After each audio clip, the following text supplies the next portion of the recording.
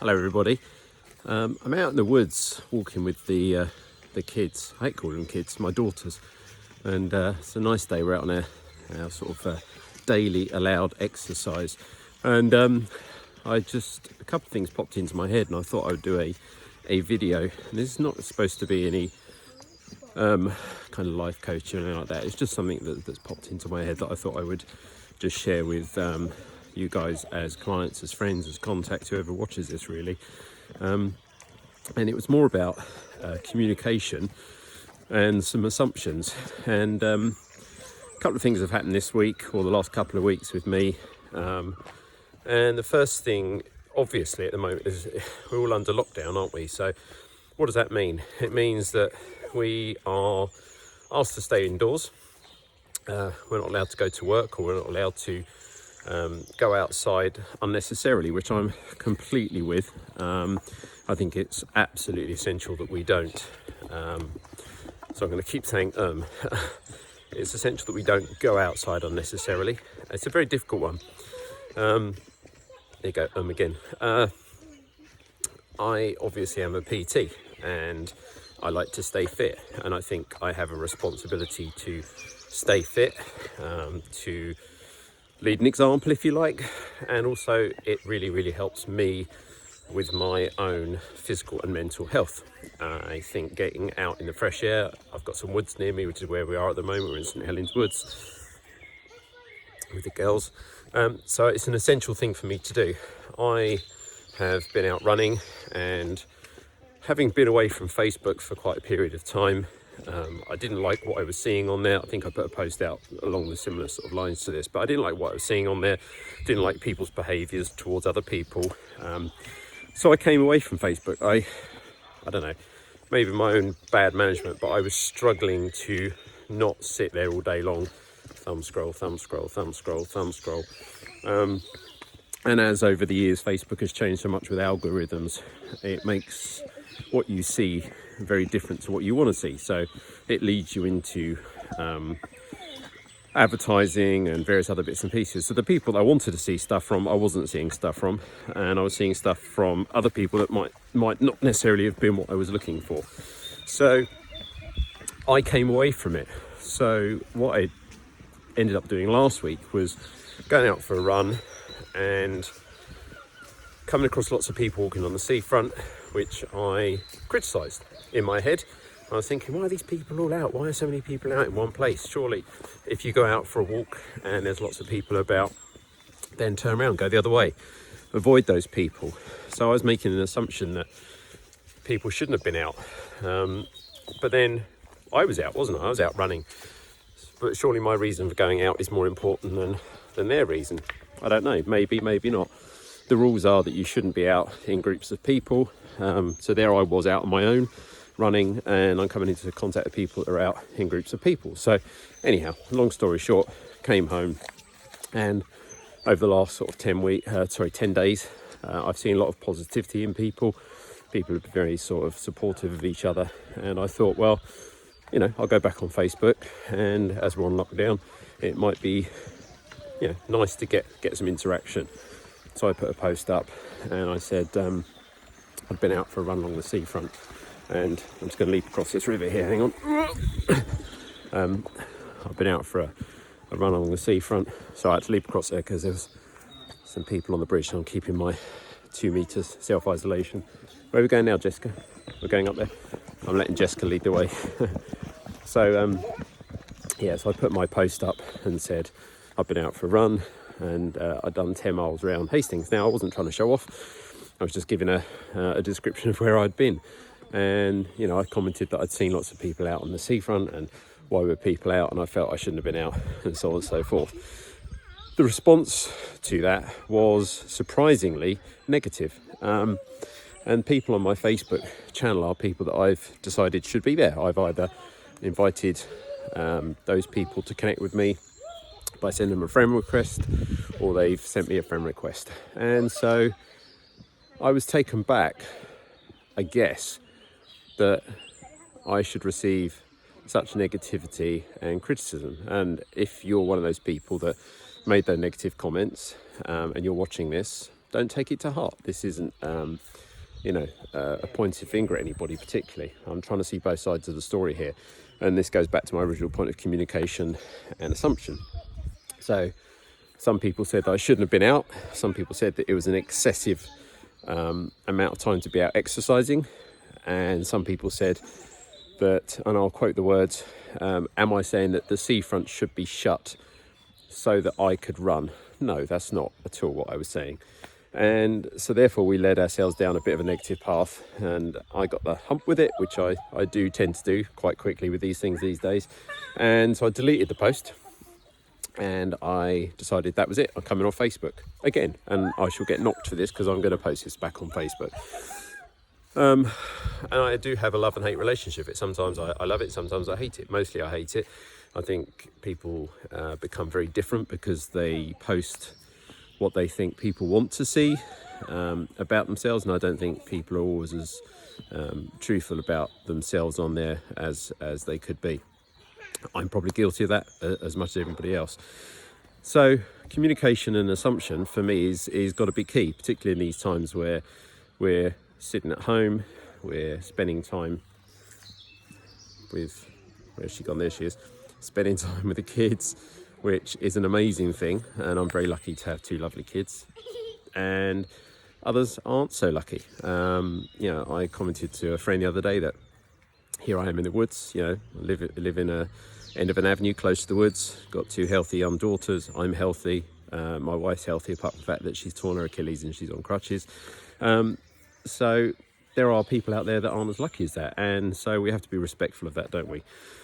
So assumptions are all created, I believe, through your mindset when you're reading or listening to something. You'll be listening to this now, hopefully, and you'll be making assumptions as to what's he going on about now. And I'm always paranoid, and I am a bit of a worrier, I guess, of upsetting people and creating the right image and the right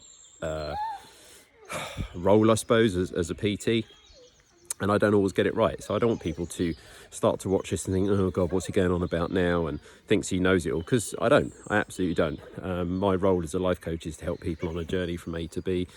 And this is part of that. So what I'm trying to say is you have lots of ways to communicate. And why do we always resort to the obvious choices of social media and texting and written communication when it's quite easy to use our modern devices to do a FaceTime call or a video like this? And if I try to put into text what I'm trying to say now, I'm sure I'd get a lot of criticism for it. Everybody's allowed an opinion, everyone's allowed freedom of speech, but I think it has to be done in the right context and in the right manner and in the right way. One of those people that gave me some negative comments on that day, then I spoke with again on Instagram, and he said that I'd read his messages wrong. And girls, I'm just going to sit up on that bench up there, just up there. So, maybe I did. Maybe it was misconstrued, because in my head I'd had some other negative comments, and I then assumed that he was also being negative, and maybe I should take that back. Maybe that wasn't at all what his intention was, and therefore I'm at fault. And same with a couple of other people. So I'm going to hold my hands up to this, and maybe I jump to conclusions, and maybe coming off of Facebook is the right thing, maybe it's the wrong thing. I don't know. I guess I need your advice on this. Is Facebook being used correctly by people? Does it bring out the best in people or the worst in people? I love the whole let's all get together and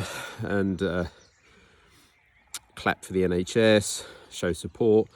People are being creative on there and sharing, different colour images, that I've seen. So it's a hard one. Should I come off or should I stay on? I don't know. How do you feel about it? For me, it's got to be a business tool, although Facebook, I don't think, brings me business. It doesn't bring me clients anymore. Clients bring me clients. My website brings me clients. My website brings me clients. So I don't know. Do I go back to it and spend hours thumb scrolling through it, or do I just cut it loose and just leave my pages on there, which is what I use? It's a tough call, isn't it? And over the years, there's many people I used to speak to who were on there that I don't see anymore. I mean, I've got 1,600 connections, and it's ridiculous, really, because I definitely don't speak to all of you, and I definitely don't know all of you. I'd probably pass most of you in the street these days and not even know. And I don't want all of a sudden everyone to unfriend me and leave, but I question why so many people have got me as a contact. Is there a comfort thing about having so many connections and having lots and lots of friends on there? When is it right to go through that list and cut people away? I've got people that I don't speak to anymore. I've had people in the past that, for whatever reason, we don't speak. Maybe we've fallen out. Maybe assumptions have got in the way of actually sitting down just having a coffee. So again, it's a communication thing, isn't it? So this week, I'll give you an example. This week, I've got a WhatsApp family group, and it's for me and all of our side of the family, and my wife Steph and her side of the family, and my oldest brother. And I don't care if he watches this. My oldest brother's on that group, and him and his wife left yesterday. I've got to be careful how I say this, haven't I? But they left yesterday, and he said it was because the WhatsApp group kept pinging away while he was working, but also because nobody mentioned his birthday. And we've not actually spoken at all, really. He got married back in November. And so I replied to him via WhatsApp and said, you can mute the WhatsApp conversation. But equally, I didn't think birthdays were such a big deal to you because you'd not actually wished us or any of the children a happy birthday for as long as I can remember. And that's the honest truth. So yeah, there's an assumption there, isn't it, that he's upset, he's left the group, and I've gone back and said, well, I had forgotten your birthday, but equally you don't say happy birthday. So it just would take a bit of communication, a little bit less assumption to get over these things. And this happens in daily life, day in, day out. I'm sure you could all come to a scenario like that. So for me, make time. And particularly at this moment when we're in this lockdown, pick up the phone and speak to people and see everybody's side to the story. I've got to be better at this. I know I have. I'm not perfect. Nobody's perfect. But I think it's the most important thing right now, particularly with family. You're all stuck indoors. You're not seeing people that you want to see, and you're probably seeing people day in, day out inside your house that are your family that, over the coming days, maybe even the weeks after that, it's going to get a bit tiring, and things are going to get to a bit of a frustration, maybe is the choice of a better word. I don't think anyone's going to start falling out and murdering each other, but you don't know how long this is going to go on for. So what I urge all of you to do is once a day, FaceTime somebody. Doesn't matter who it is. It could be a family member, obviously outside of your particular four walls. Or somebody you haven't spoken to for ages. So I made a point this week of FaceTiming a couple of people. I FaceTimed my friend George, and he literally picked up the phone and went, "What do you want? Have you rung me by mistake?"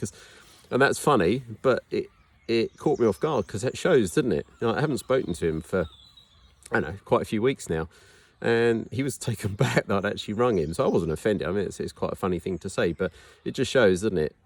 How long does it take to FaceTime somebody and have a 5-10 second conversation? And people will say to me, "Oh yeah, but I'm nervous about well, not nervous, but I worry about interrupting you."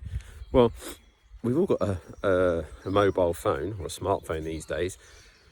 If I'm busy and you FaceTime me and I literally can't talk to you, I might busy the call or I'll send you a return text, but I sure as hell will try and give you another time to ring back, or I'll try and ring you back. Why is it that we worry about it and I would have rung you back? And I reckon if I rang every contact in my phone right now, 50% of you would probably busy the call because you'd think, I don't know what to say. Why is he ringing me? You listen to the voicemail and then you'd probably ring back later on when you decided it was okay to talk. I think we're all afraid to talk these days. It's all text message. So I've also got, this is another scenario. I'm not going to ramble on too long. I want to make this 20 minutes, but I've got another scenario where I've got a WhatsApp group that I set up for my clients. There's 84 people in the group. And I set this WhatsApp group up to keep you guys motivated. So everyone that's on this group will appreciate this. So I've set it up to keep you guys motivated and to lead by example and also share that show that I care. So there's 84 on the group, and I've done a recorded video workout which I'm uploading every day, and I'm posting that on that WhatsApp group via a link and trying to keep it to minimum. So those that have done WhatsApp groups with me will know. So I change the settings so it's admin only. So it's only me that's able to post to those 84 people. So not 84 people are going to have a conversation. And within a week, I think 6 people left. And I was quite curious about that, because I thought, well, I'm offering free tips, checking in on people, giving people some advice on workouts, diet, etc, etc, etc. Why these people left? So I messaged them all independently and said, really sorry that you went, sad that you left. All I want to do is just try and keep people motivated. It's part of my job.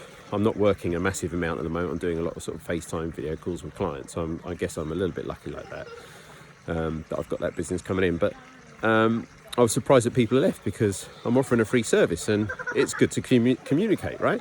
And they all, well, not all of them, but most of them came back and said, oh, well, you know, my WhatsApp, I just get so many messages and it's just another thing to manage, and I'm not really training at the moment, or I'm having some time out, and, you know, lots of sort of reasons. And I thought, well, if you manage WhatsApp correctly, so I'll tell you how I manage, and this might help some of you when you're trying to get hold of me, right? So this isn't the written rule, this isn't textbook, this is how WhatsApp works, but I'll share how you can organize yourselves to be a little bit better. So WhatsApp should be about groups. If you have groups of friends, then those groups are set up on your WhatsApp. If you don't want to be part of those groups anymore, give a reason for your departure and then leave. Don't leave the group without it. So give a reason, then leave. So it's a polite way of leaving a meeting. You don't just stand up, have a meeting and walk out. If you want a one-to-one conversation, then if it's in the middle of the night, send a text message. If it's during the day, ring the person first. If they can't answer, ping a message back saying, look, I just want to borrow 5 minutes of your time. Could you give us a call back? Okay. Don't one-to-one message people on WhatsApp, because what happens with me is some people text message me, some people WhatsApp me, some people Facebook message me. I can then never find that train of communication. So the conversation might have started on WhatsApp, then I'll reply back on text, and so on and so forth. So if you do that, if you manage that process, the stuff you need to see, you know exactly where it is. Most of the stuff that gets sent these days gets sent on WhatsApp. Why not pick up the phone and FaceTime somebody? So I'm in the woods right now, and I'm going to be in the woods for another 40 minutes. I challenge any of you to FaceTime me as I'm walking around the woods.